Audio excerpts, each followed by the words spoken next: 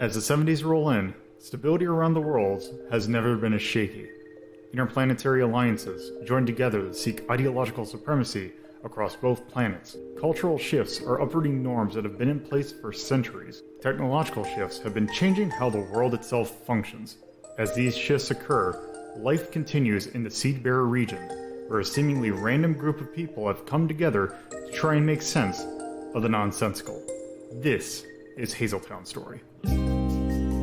Hello, and welcome to Hazeltown Story Discovery Episode 8.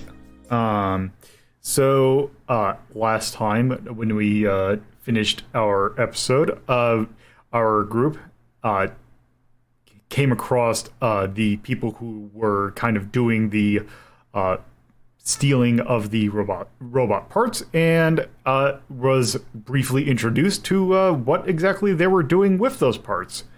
And that's where it ended. I'm going to say going forward, I'm going to try something new of these little intro things, because I don't need to introduce the characters anymore. I have an idea on how I can introduce what happened last time a little bit better, mainly just playing the last couple seconds of the last episode. And that's pretty much it. And because really these little intro bits, I really haven't had much to say with them. So, I think I can actually find a little bit more efficient and also automated way of, doing this. So in the future, this is probably going to change. But regardless, let us go ahead and get to those character introductions. I apparently can't speak today. Yeah. Hi, I'm Max. I play Aria Stragelle as a doctor slash mortician. And the pronouns are they, them. Right. I think that's everything. Yep. Bob, you're next. Hello, I am Bobinator. I am playing Ferrus D'Ettero. He is a full-time explorer, part-time TV host for his own TV show, Whole Wide World. And he's a he/him. All right. Hi, I'm Carnival. This time I'll be playing Elmis Grenner, she/they, an engineer who will often ask the question of, can I do this rather than should I? As evidenced by her inventions, I also play Claudia Lupin, a would-be thief, and Yuhar Govenin, a retired pirate. Hello, I am of course Deaf Master 780. I play Bob B, a businessman who does nothing illegal whatsoever. Pronouns are he/him. And I also play Nose Masters, a lady obsessed with death. Pronouns are she/her. I'm TorpidTypist and I play Iravia, she, her, and she's the mad cow your parents warned you about. You see, very kind of like, this is, I would say, like, the parts are slightly sleek. Like, it's not, if I'm trying to think of like a comparative model, I would say maybe something more akin to, that version of iRobot with Will Smith. Now the robot's gonna look like that. That's kind of what this one looks like. Like with the sleek arms specifically. In the center, like in the trunk, there is it's kind of open, and you can tell that the kind of trunk of this thing is where all the parts, like all the brain and all the computery bits would be. With the exception that would not be in the head.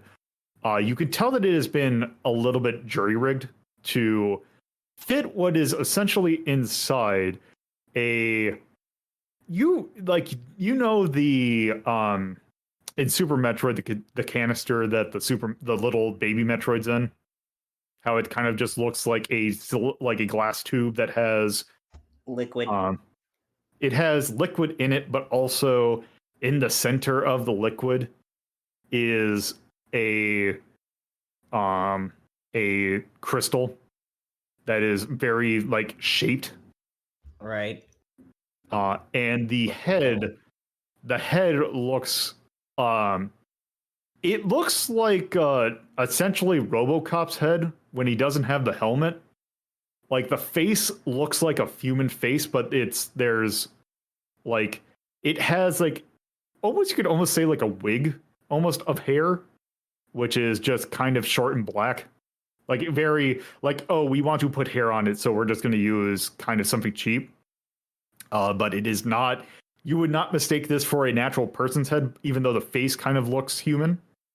Oh, ain't this a horrific creation you've created here? Not bad. Not bad for the materials you used. It's not great, but You said specifically that it was a crystal in the jar? Yes. Okay, yeah, Ravi is just gonna walk up to it and put her hand on it and just go, can you hear me? As you do so, actually, you know what? I was gonna try and hold it until we got done with this segment, so I will actually be right back real quick. God damn it, Lolo. God damn it, Lolo! Gotta leave you hanging. Don't fucking blue ball me like this! amazing. Son of a bitch! Yeah. What will happen to Iravia? Just hang loose. Yeah, Axe. I didn't do it. Is Aria's a doctor, right? Doctor and a mortician. So your skills may be useful in a minute. I mean, if you're asking me to perform like an autopsy, I've never done one on the iRobots from the hot Will Smith movie iRobot. Well, just you may need to save this crystal from whatever the hell these kids did to it. That'll be tricky. I mean, but... it's very obvious here. The jar isn't the kid's fault. Yeah, the jar's the kid's fault. They thought Everything else, though, is the problem. The android's Yes. their fault. Yes. All right. I will do many things for this show. To prevent it at a point. It's not one of those things. Look, you gotta just sometimes learn to go on stream. It's fine. Keep a bottle nearby. God. No, you gotta wear your gamer diaper. My bathroom is like 10 feet away. Wear your gamer diaper. I'm not wearing it. No. Anyway. Wait, that's not an actual sounds thing. like an I'm looking this up. It's not. No, it's not. Look, DM, that just sounds like a pain in the dick. They are. It's an actual thing. What the fuck? I mean, Torpo really sounds like it. I know. Gaming diapers are a thing. Yeah, you say it like it's surprising. It does surprise me. Anyway, G Fuel branded gamer diaper. God damn it. Anyway, so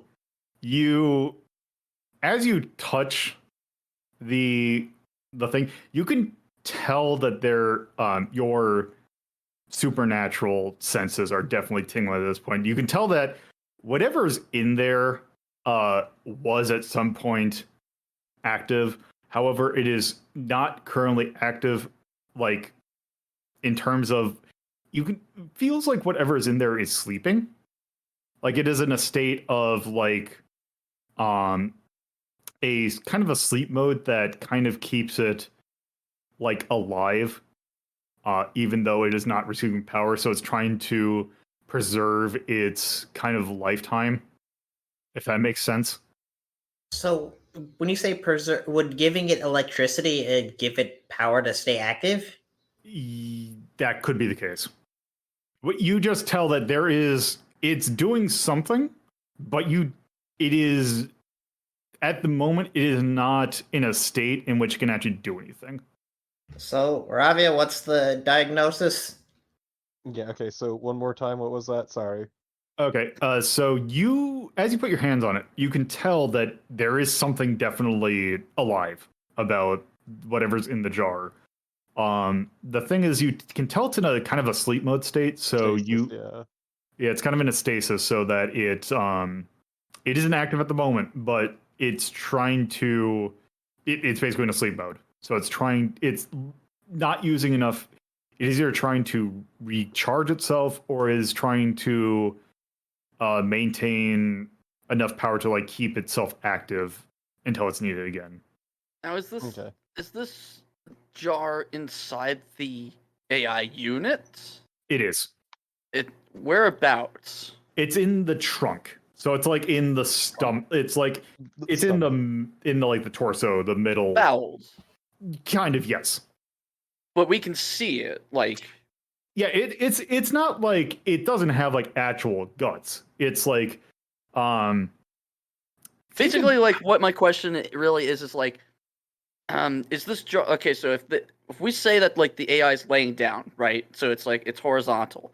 Is Yep. the jar's opening horizontal too, or is it like a smaller jar where it's standing straight up vertically? It's standing straight up vertically in the stomach of the AI, and it's capped. It's not like it's like it is a contained unit. It's not like it's open and spilling. So Krang from Teenage Mutant Ninja Turtles. Yes, it is Krang essentially. Wow, this is a terrible design, and there's no way this could possibly work. Okay, everyone. So, quick rundown. It is definitely alive, and it's a sleepy baby. But is it a sylph? Probably. I can't tell for certain. Okay, yeah. It's living. It is alive. It is a living crystal sitting in there, but I could not communicate with it because it's a sleepy baby. Bobby Honestly- turns to Aria and says, "Good doctor. Is there anything you can do for it?" Well, this is all very complicated, but this really stupid design kind of makes it easier to get at it. Really, it's just I don't see too many connections between it and the robots. We could just sever what's there, and probably it'll be fine. Before you say sever it, Iravia, you were saying that it's in sleep mode, right? I guess, yeah. It's Well, it's sleeping, so I don't know how. It's like I don't know if we're separating it from the body, we might like give it a shock that would kill it. So, Then what I would like to do, let's see. Hold on, let me look at my stuff. If I can do something here. While you looked at that, I will just say, as you're doing this, Joe just kind of, because she's still in the room, and she's like, well, this obviously we kind of piecemealed this together. We just received the she kind of waves her hand at the thing, not knowing what's called the crystal, I guess. That's all that she sent to me. But it looked like it had connections to it that if you had plugged it into what looks like kind of motorized parts, it looks like we could technically get it.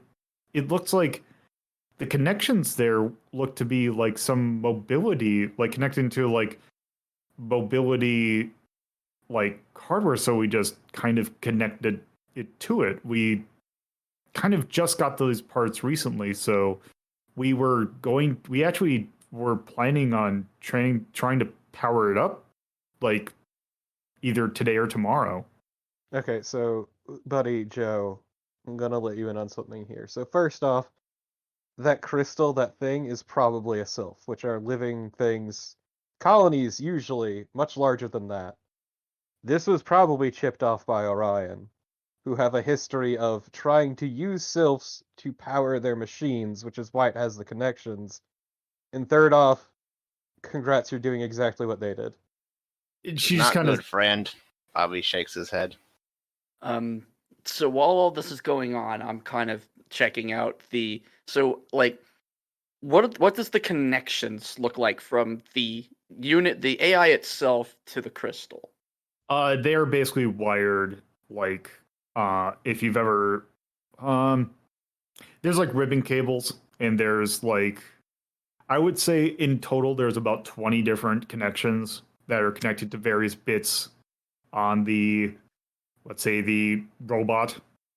All right. So if I were to, I don't know if you'd let me get away with using get the brochure from my scholar set, along with an investigate roll to see whether or not I can determine if any severing of the connections could possibly cause an issue. That I would say it's in the brochure. I would not say it would count. Let me double check to make sure what the description says. Yep. But I believe that for what the purpose of it was, I don't believe that is going to work. If given time to prepare. So this is specifically about So I got the brochure is about finding information about the location that you're at. So It's not about it's finding. broader. Yes. Okay, all right. So forget about that. So, I'm gonna run in on a 2 die roll for investigate. I want to see if I can determine whether or not severing any of these connections would cause an issue with the crystal. Okay. I would say in that case, since it's something that's very patchwork, I would say that your effect is going to be limited. That being said, there is no. Actually, Well, before you roll, I'm gonna spend stress to help out Aria because this falls directly into like Elmis's purview. So Yeah, like the two of us combined, you're with your technical knowledge and me with my, doctor knowledge, I guess. Fancy fingers. Yeah, fancy fingers. What would you Um, say is the position would be? I would still say your position is actually going to. I gotta double check what the. It's was it controlled, risky, and Desperate. desperate. I'm going to say this is actually risky. All right, let's get a little risky. And you said limited effect? Limited effects. You have an additional die from Elmis. Click 3. There we go. All right. Damn. So that is a 1, a 2, and a 4, which means that this is going to be a limited. Well, it's going to be a partial success. Which in this case, what I'm going to, here is how I'm going to go about this. Is as you kind of go like as you all have been standing around, you can tell that the glow of the crystal has been getting slightly, very gradually brighter. And so who's going to be the person that actually goes in and like pokes around? Is it going to be Aria, or is it? it's probably both Aria and Elmis are both working. So since and also since it's Arya's role, as Arya kind of pokes around in it, as they touch one of the connections, you feel a very faint zap, which I'm going to say gives you 1 stress. Like it is not a harming, like it's not like stun gun, but it is a uncharacteristic like shock, as in it's like something did not like that. Nah, it's Okay. like grabbing an electric fence. So, Arya turns to Elmas and says, "All right, so this is a lot more sensitive than I originally thought it would be. These are reacting to even the slightest touch, which means this is probably going to be extremely dangerous, even moving one of these connections, let alone all 20. Great. So, I mean, it's not a good thing that they've connected to this crystal, and I think we should really definitely find a way to get that thing out of there. But from a medical standpoint, as of right now, I don't think this is. I don't think slicing in is going to be a good idea. Also, I would like to point out that this is very much a android. This is not like there's no real bio part of it to begin with. The crystal is the only technically bio like mechanical part of it. Yeah, I'm not worried about the AI. I'm worried about the crystal, and also, worried about these connections, killing me. Well, if there's anything that's in AI about this, it is the crystal. That is because nothing else is it like a brain. Yeah. Just to be clear about that. Yeah. No. I'm not. Like I said, I'm not concerned about the AI's state of being one way or another. It's really just how are we going to get this freaking crystal out of here? Iravia, you're the closest that can talk. So, we'll take you. Do we want to turn this on? Maybe at least see if they're able to talk, or do you want to just? Before actually, I Bobby had want an to know idea. Joe's reaction to us chewing into her anyway. We never actually did get that. She just kind of been sitting there in silence. Yeah, fucking think about what you did. Bobby has an idea. Do we still have a means to contact Sophie from the last Self campaign? You do actually. I mean, you Oh, can. that's- It's not going to be. It's going to. It would take. It would take like setting it up. But if you want to like set up a meeting with her, you can. Not sure of the benefit because the issue right now is the Immediacy. machine. Yeah. So, Joe, quick question. Was this crystal brighter at any point? It had a faint glow. It's always had a faint glow, but we've kind of put some power to it, and as we've put power to it, it's glowed a little bit brighter, but nothing much. It's actually connected to power right now. We just haven't like fully turned it on yet. If you would want to do so. I mean, it could be possible to load the crystal with power and maybe short out the AI unit that way. But that could also risk the crystal exploding. Yeah, I'd rather not have anything break at the moment. Let's just turn it on. Yeah. Okay. Judge says you want me to turn on the power to it? Yeah, Yes. Habana, come on, we'll do this. So Joe just kind of rolls the body over a little bit, and on the back of the unit, where the battery would be in, she kind of flicks it on, and for about a couple seconds, not much happens. But then, as after a couple seconds, the crystal then starts to very brightly glow. And after about a minute, the face for the robot was just like its eyes were closed. It looked like it was sleeping. And then eventually, the eyes just bolt open and just start looking around the room. The head starts to move, and the as the head starts to move and sees the people, it actually fixates on Iravia. Oh, god damn it. And then you see the face freeze up, and then you see the body kind of lift up, and then the face starts to move again and kind of orient itself to look at Iravia, and then the face freezes again, and then the body kind of twists a little bit. And as then the body kind of sticks in place, and then the head starts moving again and looks around the room and says, "This is different." Is it talking through the robot, or it is talking through it's acting like the face is like it's a human face, like it's actually talking. Okay. And from it looks like it emotes and then talks. As it says, and it looks somewhat confused and then starts to talk. This is not. Where am I? In the dorm room. Steinwald. This is far away.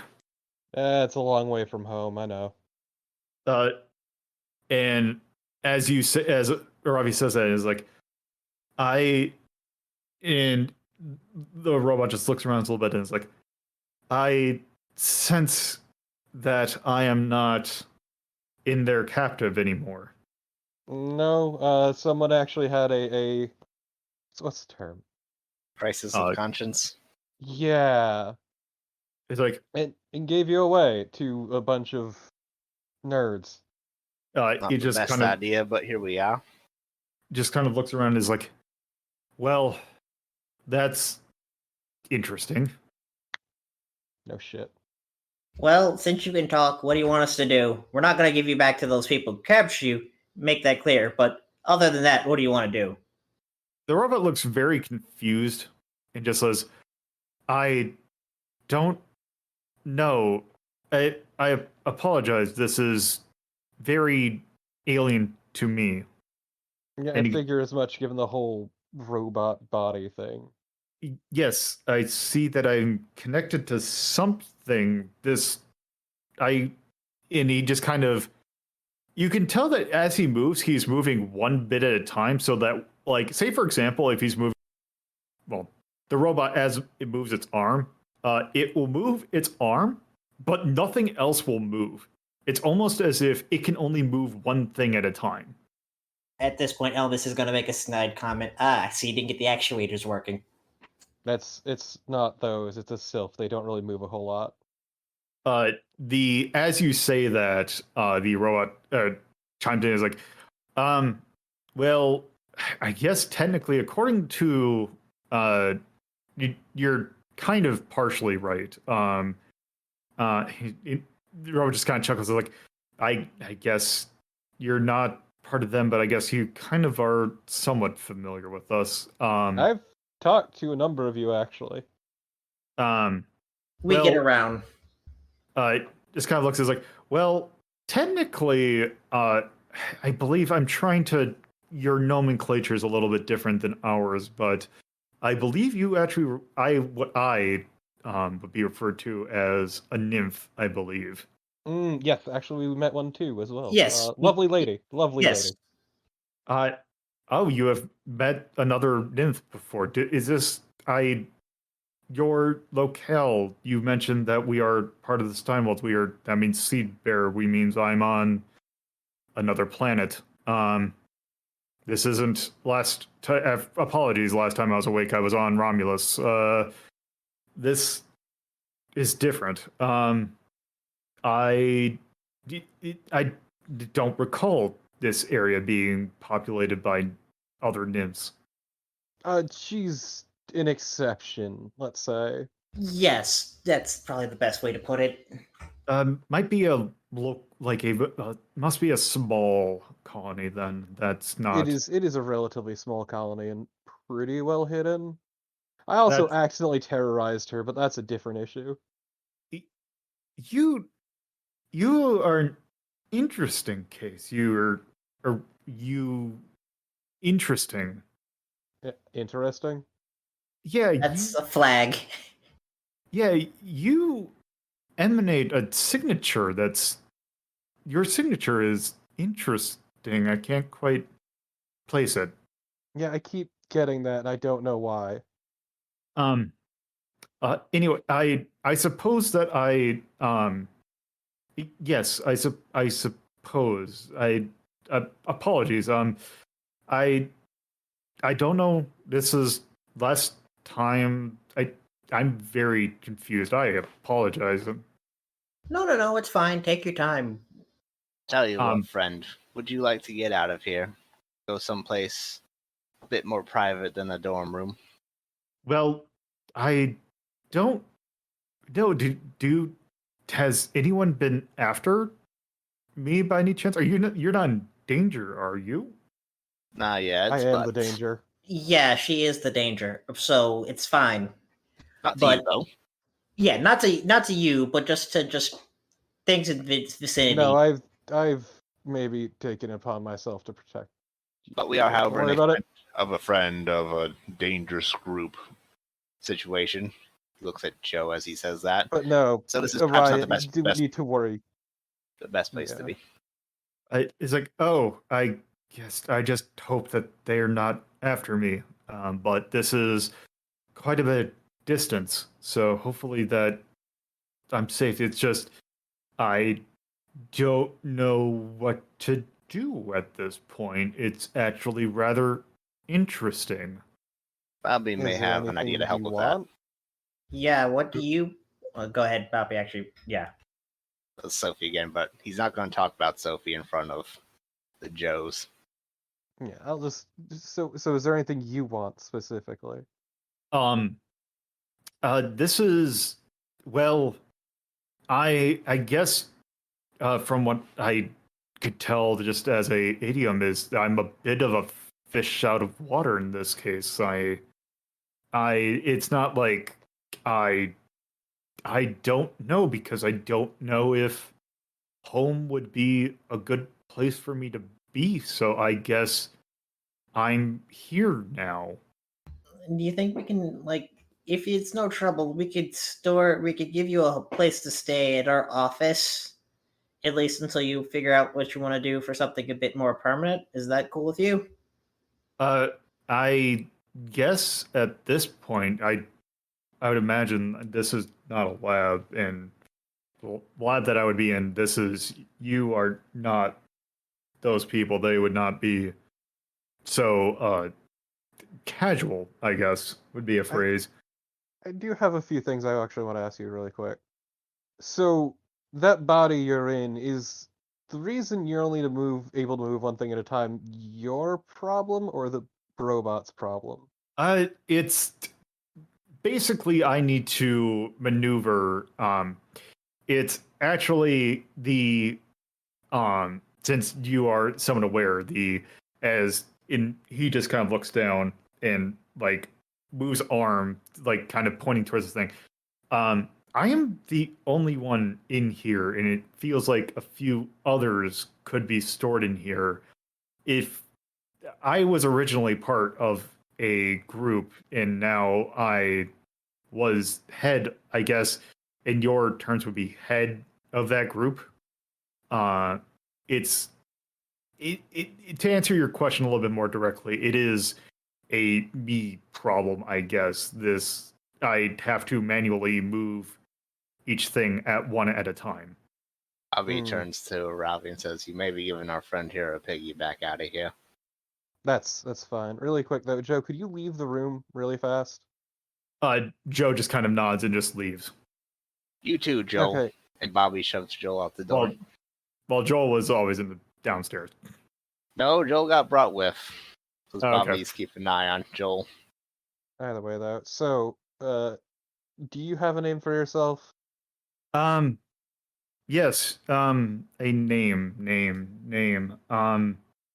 Normally, that people who I don't have much communication with outside people, so I really wasn't given a name other than a number.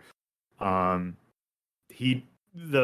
robot just kind of thinks is like, I think, a name that's, I think of a name and just the only thing that comes to me is Ash.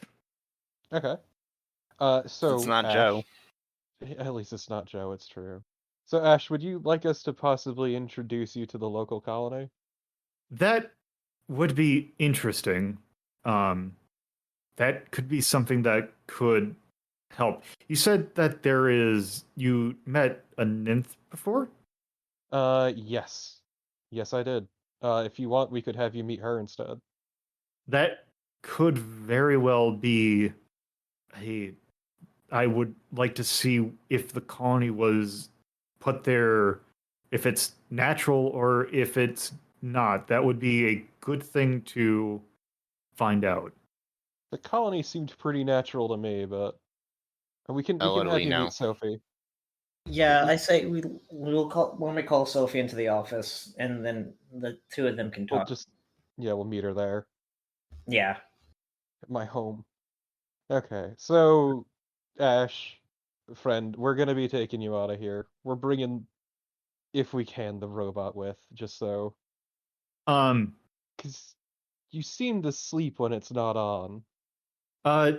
Yes, there's not really much for me to do when I'm not connected. You seem to be quite cross with them for doing that, but this is actually given me a mobility that I did not have when I was just in that jar. So this is not the best, but it is better than just being stuck. No, that's fine. I understand. But yeah, we can bring you back with us and have you meet up with our friend, the nymph. That would be probably the best next step. Okay, well, Ash, sounds like we've got a deal. Everyone, we good? Yeah. Bobby nods. Joe's, you're coming with us. I don't have the time to go through your documentation, and you probably didn't write any. So come on, Joe's are not coming with us. They're coming to help to take for the teardown of all this stuff to the car. That's where they're coming from, because I can't tear all this down safely alone. They don't have to come to the office.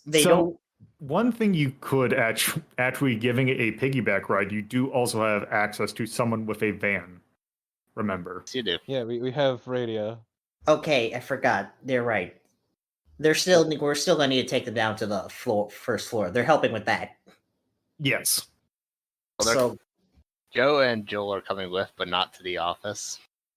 Bobby's got a different destination for them. sure, whatever. Just make sure they come back to school tomorrow. They owe me. Himana owes me money. Why? I want to bet. Oh, okay. Okay. So, go ahead. I say, Aria, thank you for getting shocked. I appreciate the help. Just kind of salutes. Took one for the team. So I take it at this point that the Joes help you move Ash down to the floor where at this point, also due to the way that the system is, you also carry them to a transit station where you parked, which is a couple blocks away. So you have to, as you do this, you put on a coat and a hat on Ash and just like Weekend at Bernie's Ash through the city. Give him a little But mustache and everything. but since this is also a college town, no one really bats an eye. Yeah, somebody's got to do the walk of shame eventually. But you call radio, you get assistance from her. She brings Ash to I think you want to bring her to the library or to the office. The office. And also Yeah. we're gonna call Ravia's gonna call Sophie just before they leave so they can meet up in time. So at this, oh god, hold on, I gotta look. I think his name was Martin. So you actually have Martin's number. Who Sophie's basically living with Martin.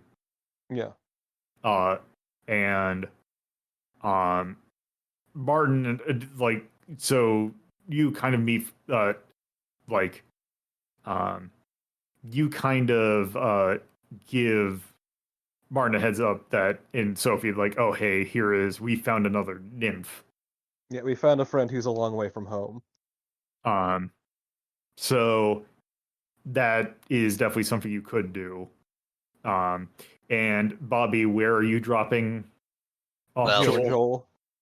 Alright, well, first, as they're leaving, Bobby will talk to the three Joes that are staying behind, saying to them, stay out of trouble now, y'all.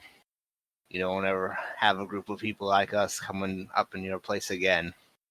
And then he will shake each one of their hands and slap a business card into it, saying, for when you're ready, join the workforce. All right, And as for Joe and Joel, he's taken them to the police station to hand off to Toby. Okay, so basically it's like he just kind of is like, okay, thanks. These two are going to make right what they did wrong.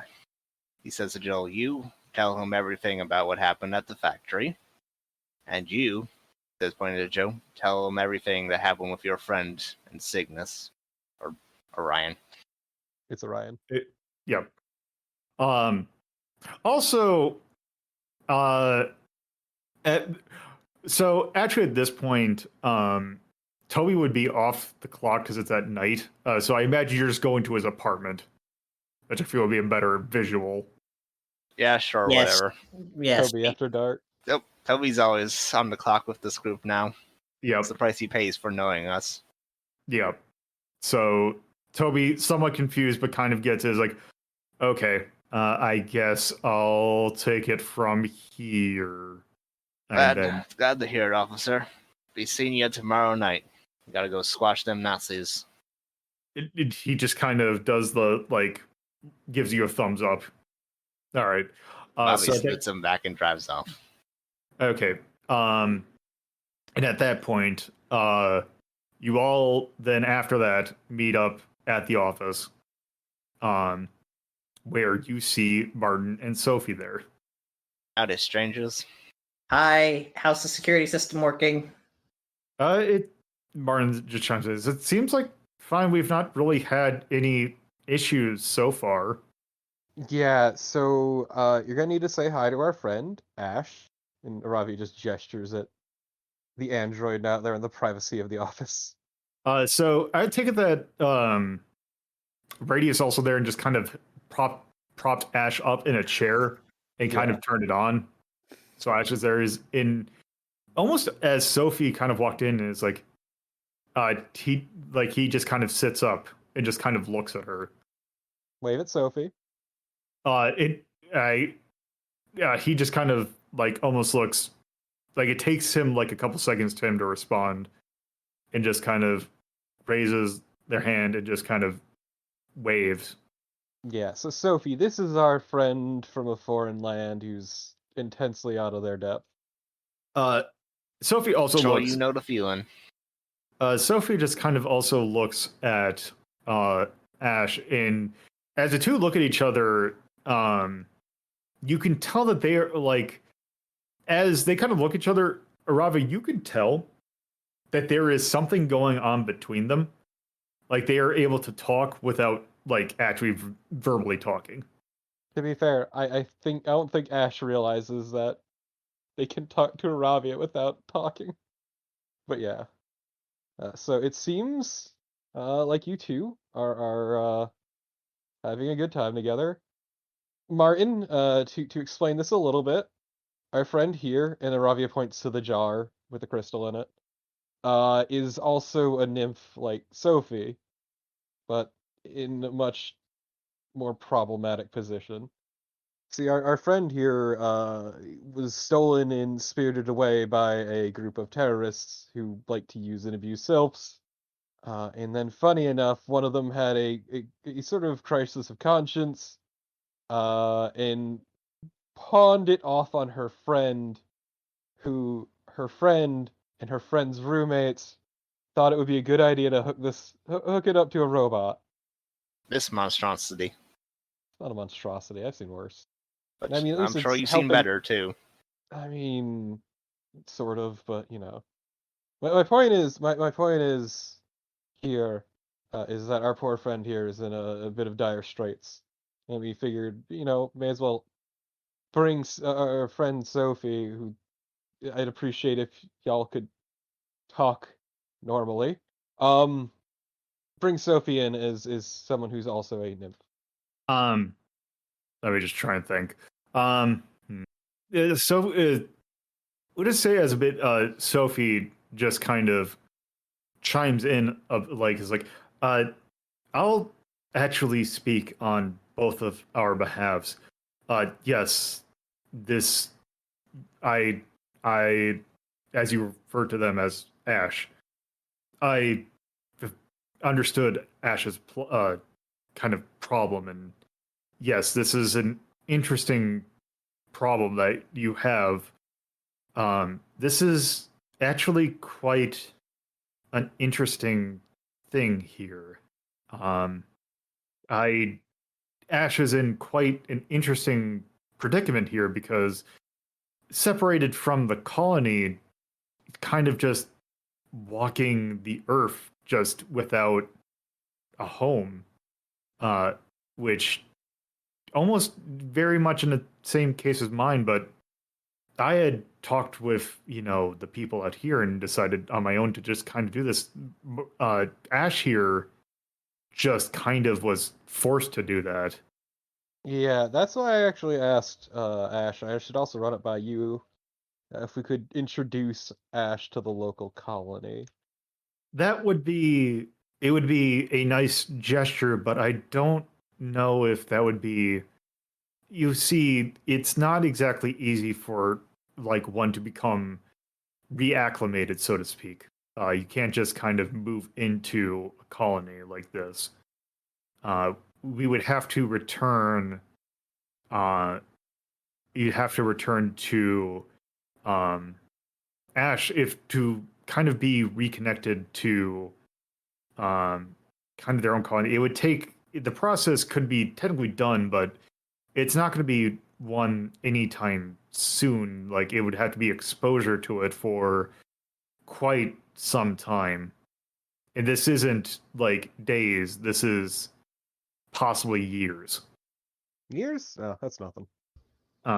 So unless we were able to unless you get Ash back to the original place, that's Which we aren't.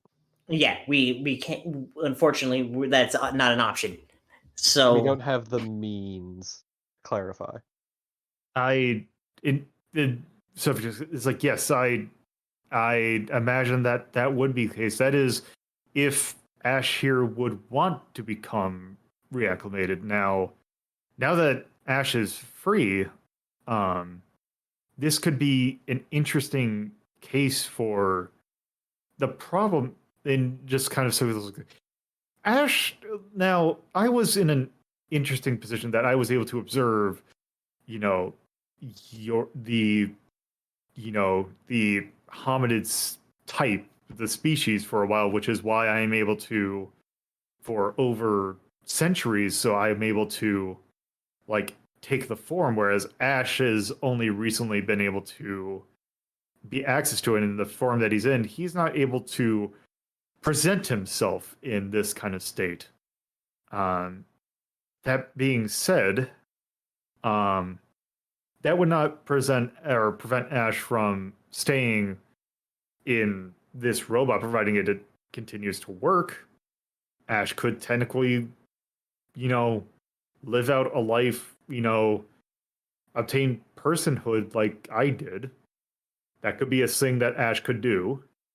And Ash already is a person, if we're going to be real here, but go on. I mean, yes, but, more like actually, Legal acknowledgement.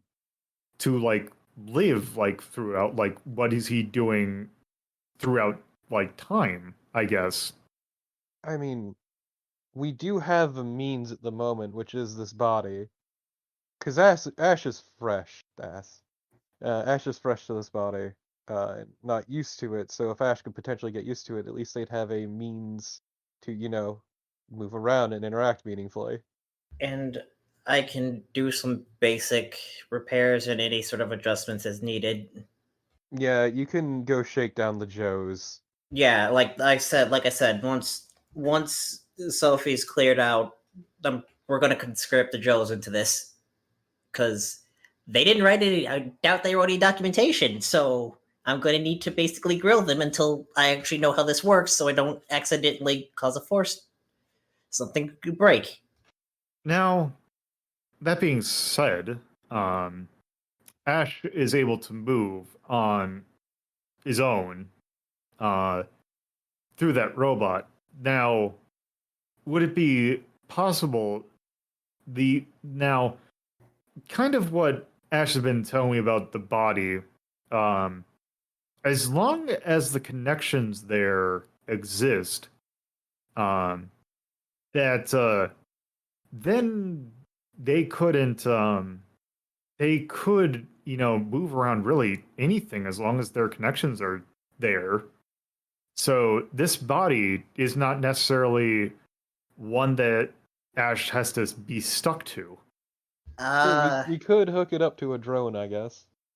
About that, Ash, I have this little distributive network process that I've got working on. I think now, and then Radio will actually kind of chime in because she's been kind of sitting there.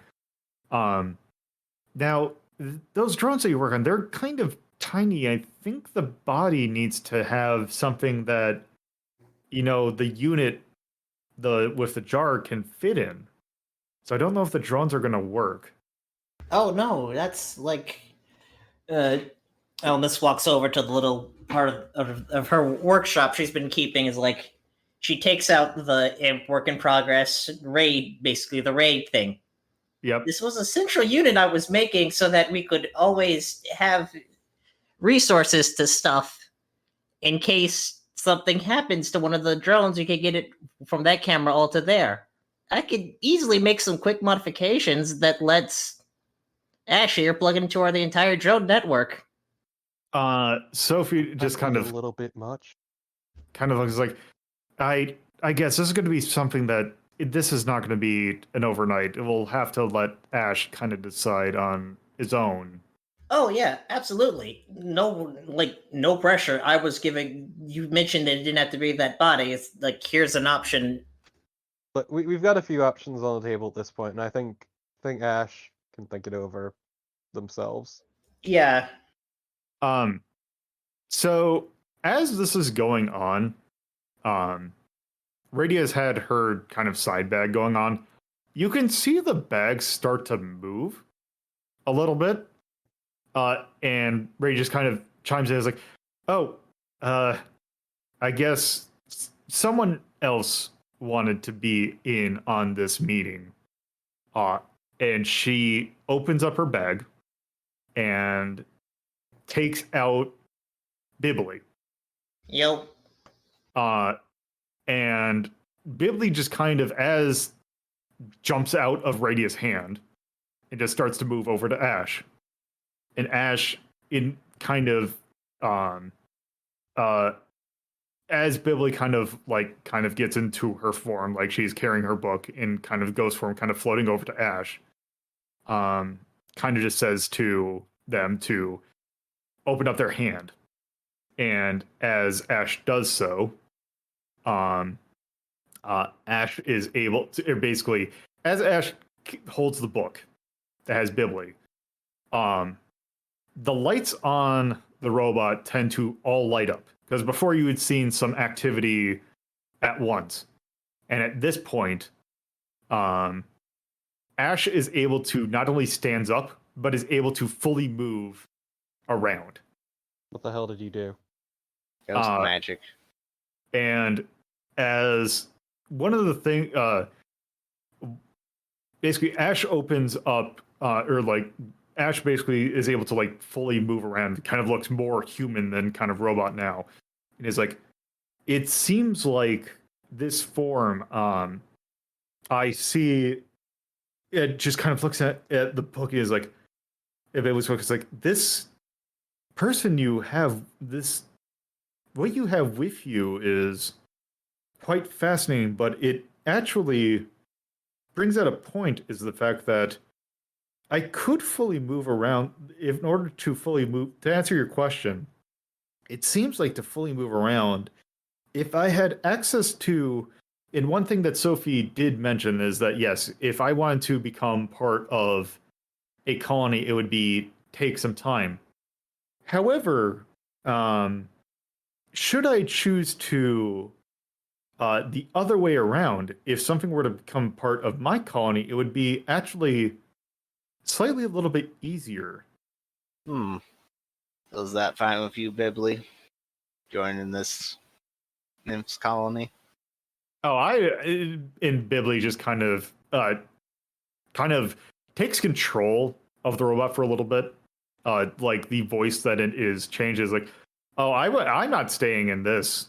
I know I'm better in the book. I just wanted to prove a point to you. Sounds to me more like we gotta hunt down more jars. Ghosts. Actually, speaking of, Torpid. Mm-hmm. What did Iravia do with the stone necklace? Oh, that's still in the room. Don't worry about that. Is it out in the open, or is it in like a drawer or something? It's in a drawer, but it haunts the room. Ah. Nobody knows but her. I forgot about that. Yeah, the room is haunted, and it's been haunted. So wait, that means the ghost has seen all of this. Oh goodness, no! What have we done? No, the ghost was sleeping. Probably. Maybe. It's nighttime, so the ghost should be awake and fully aware of what's happening. And only Iravia knows about it. I'm going to say for now that the ghost is sleeping, because, or has choked, well, one, yes, but also this would be a bit much, that basically is selectively choosing not to make themselves known. It's fine, Aravia's not going to mention him if he doesn't appear. They're just lurking. Ah, I see. One of those people. They work on Joker rules. They don't do it unless it's funny. Exactly, I know, right? But yeah, so no, it just sounds like to me we got to get more jars, because I can't imagine this is the only one. Yeah. Bibley just kind of also, the book as this is going on, the book just kind of lifts out of Ash's hand, and Billy kind of pops out of it again. I just wanted to make that point, and then just kind of pops herself back into Radia's bag. Why are you like this, Bibli? She chooses not to respond. Oh, so I forgot to tell you this, Bobby. When you went to see Toby, I'm guessing you took the Joes to see Toby. Yes. I forgot to say, like, yeah, write Toby up that they're not getting their parts back. Yeah, they're just not getting their parts back. Bobby was planning to go visit Brian in the morning. Okay, cool. Just let them know they're not getting their parts back unless Ash here decides to go for a different body. So I'm sure D-Pass has something that can pay out of the budget to cover their loss. Yeah, I can imagine they can do something about it. Either way, in the meantime, we should at least work on helping Ash and tuning the robot. Yeah. So we get the means to give our good buddy a colony. And I see what you mean about, hey, I want to make the Tachikoma AI. Ah, I see. Yeah. So at this point, is there anything else we want to do with this? Nope. I think we've hit the limit of it. Yep, I think we've got our points here. Aria, did you want to do anything you want to ask or point out? I can't think of anything. Okay. All right. And in that case, that is going to do it for that night. Thank you for listening to Hazeltown Stories. If you'd like to get updates on this show and many other shows hosted by me, LoloDePuzlo, you can follow @Hazeltown Story on Twitter. And if you would like to get to know me more from a personal standpoint, you can follow my personal Twitter @LoloDePuzlo. If you would like to watch this be recorded live, you can go to twitch.tv/LoloDePuzlo and follow the channel for notifications of when this show, as well as other shows like Retro Rank Rhapsody, are being recorded. If you would like to add this podcast to your podcatcher of choice, you can search for WLDP Hazeltown Radio and find us on most major podcatching search engines. Or you can manually add rss.hazeltown.life to your podcatcher. Thank you for listening, and I hope you come around for the next episode.